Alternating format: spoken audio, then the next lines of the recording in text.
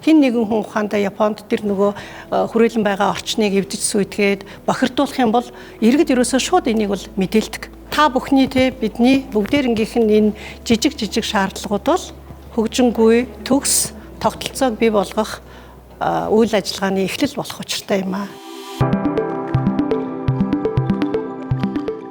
За сайн байцгаана уу. Тэгэхээр та бүхэн маань одоо эргэн тойронд байгаа орчноо эрүүл цэвэр ая тухтай байх хүсэлтэй байдгүй. Гэтэл ингээд явж байхад чинь одоо эвдсэн, бохирдуулсан ийм одоо таагүй үзэгдлүүдтэй бол таарч ирсэн үү?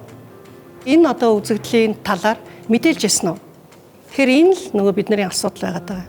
Яагаад гэвэл биднийг одоо хүрээлэн байгаа энэ орчныг аятай тухтай цэвэр цэмцгэр байлгахад бол иргэн болгоны идэвх зүтгэлтэй тийм санаачлагтай байдал бол маш чухал ач холбогдолтой.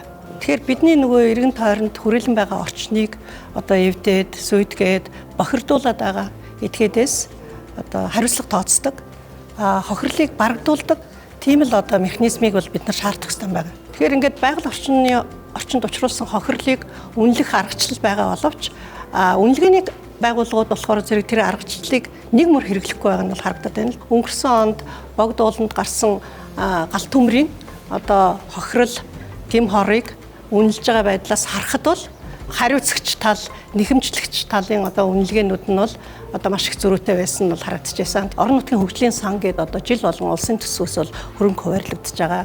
Энэ жил гэхэд Улаанбаатарт бол 31 гаруй тэрбум төгрөг бол энэ одоо санд хуваарлагдсан байгаа.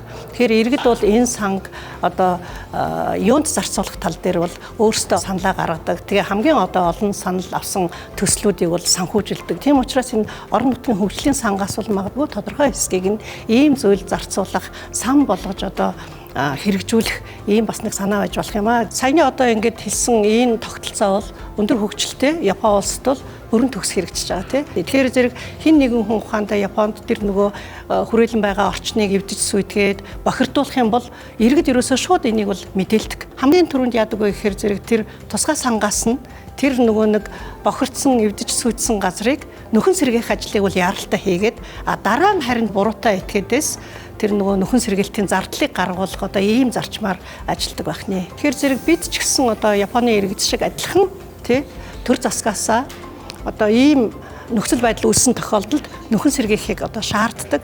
Тэр нөгөө буруутай одоо этгээдээс хариуцлага тооцохыг шаарддаг байх хэрэгтэй юм аа. Та бүхний бидний бүгдээрнгийнх нь энэ жижиг шаардлагууд бол хөгжингүй төгс тогтолцоог бий болгох үйл ажиллагааны эхлэл болох учиртай юм аа. Ийм учраас бүгдээрээ идэвхтэй иргэнийхээ үүргийг биелүүлж болохгүй байгаа юмыг хараад өнгөрөхгүйгээр дандаа одоо шаардж яддаг болцгоё. Тогтолцоо тогтоогүйгээс болж хохирсоор л байх уу?